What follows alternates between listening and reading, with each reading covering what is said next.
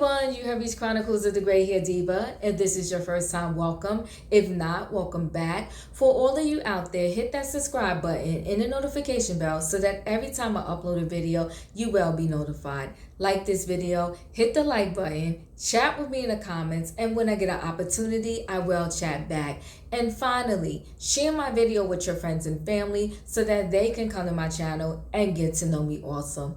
I'm here today with a quick video on Wendy Williams.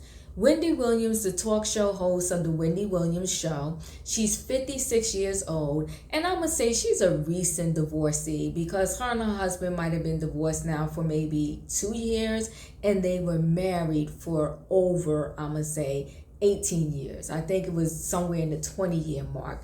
But anyway, they was married for a very long time. I think as a result of Wendy being married that long, when she got divorced, she just did not know and still does not know how to function as a single woman in the world trying to date. And especially as a single older woman in the world trying to date. And you know me, look at me, I'm not shading no age, but I'm just saying that, at 56, she should be handling herself a little more gracefully, with a little more tact. And right now, I feel like she's just making a mockery of herself on her show. She's embarrassing herself. And I'm just so shocked that not one of the producers are saying to her, like, Wendy, you're looking a hot mess, like, pull back.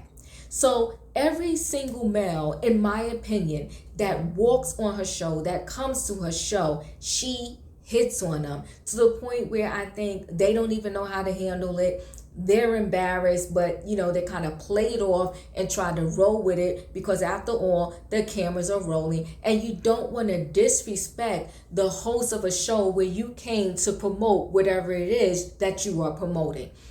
So recently, and listen, man, woman, no one's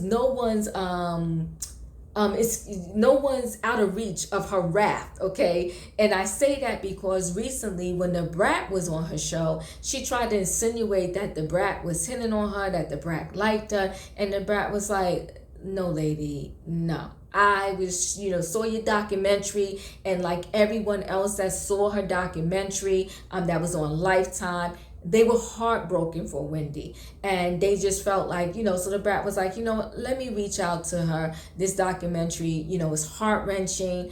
I'm sure she's in a lot of pain right now. Let me just reach out to her and to see, make sure she's okay and to see how she's doing. Not reach out to her because I want to hit on her, I want to be with her. And like the brat told her, I was with my boo when I reached out to you. And we got the same receipts. Now, how you read them and how they were is your business. But I'm here to tell you clearly, I was never trying to hit on you. So Wendy just reaching with that, again, embarrassing, ridiculous, and I just simply don't get it. And I wish her good girlfriends, she has this one friend that she always said they've been friends for years. Her friend needs to call her and tell her, Wendy, stop. It's not that serious. Get on eHarmony or whatever dating sites you can get on. But what she's doing right now on her show, on her platform, is just ridiculous.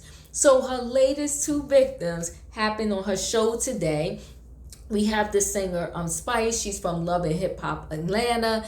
We had who was on there, Shaggy and Sean Paul. They all did a song together. The song is very popular right now. And so Sean Paul, I want to say, was there via Zoom, Skype, or whatever. He wasn't actually physically in the studio, but Shaggy and Spice were. So she starts with Sean Paul first. She's like, oh, you're looking good. She's pouting her lips. It was just disgusting.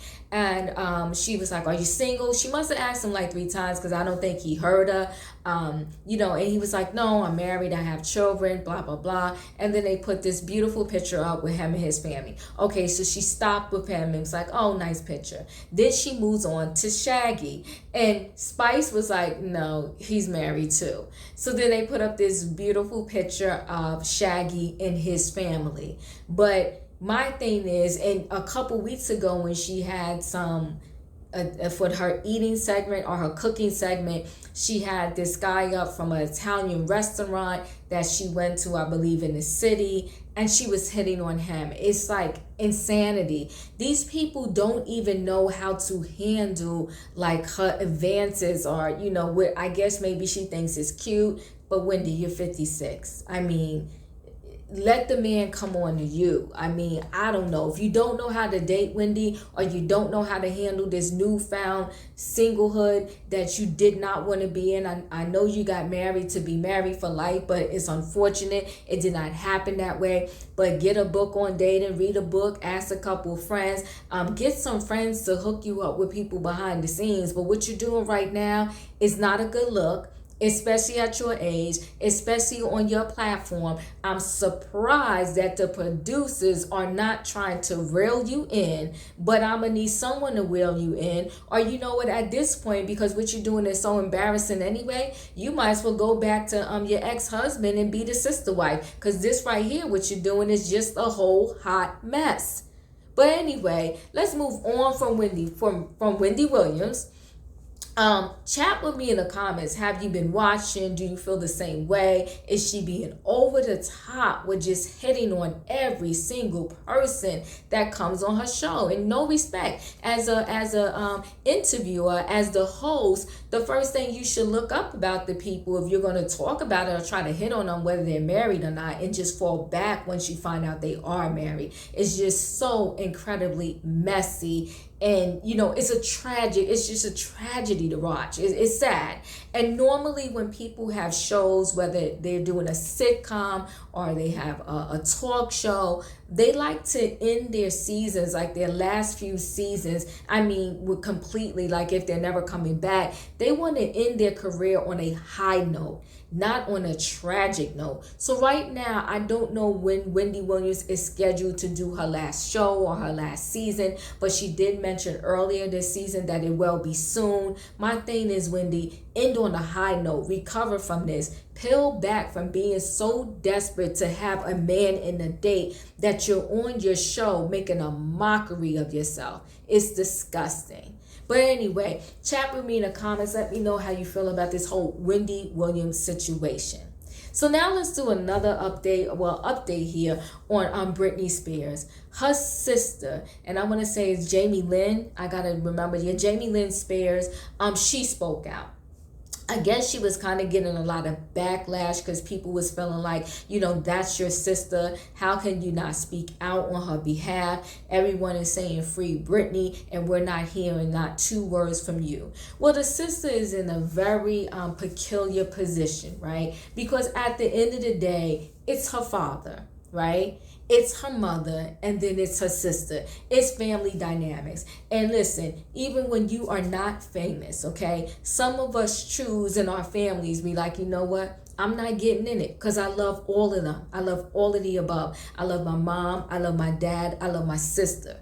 Okay, the world just sees what's going on, but maybe Jamie Lynn Spears, she knows a little bit more. She recently went to her Instagram, I'm going to say it was today, and she pretty much said, listen, before y'all did this whole hashtag free Britney, I was there for my sister. And when y'all forget about hashtag free Britney, I will still be there for my sister. And I'm paraphrasing a little bit. And she also said that, listen, I want my sister to be happy. And my sister wants to go live in the jungle with the animals, and that's what I want for my sister. So, of course she's rooting for her sister. She cares about her sister. And what she's saying to the world is, listen, just because you don't see me on my social media putting a hashtag free Britney does not mean that I do not care and do not want the best for her. And I get the position that she's in. It's a very difficult position because the minute she says something on either side, people are going to take it as that's the side that she's choosing. If she says hashtag free Britney, they're going to be like, well, she's totally on her sister's side. If she says, and her not saying it, I guess they're taking it like she's on the mom and the dad side. How about she's neutral ground? She loves her family. She probably hates that this situation is going on right now. She doesn't know where to insert herself but unfortunately, because the general public is it's like this pressure and you feel like you have to respond. And so I feel like her response was really good. It's like, listen, I love my sister. I love her before this Free Britney hashtag, before a hashtag even came out, she said, and she said she's going to love her after. So, you know, that whole situation needs a lot of intervention, a lot of healing.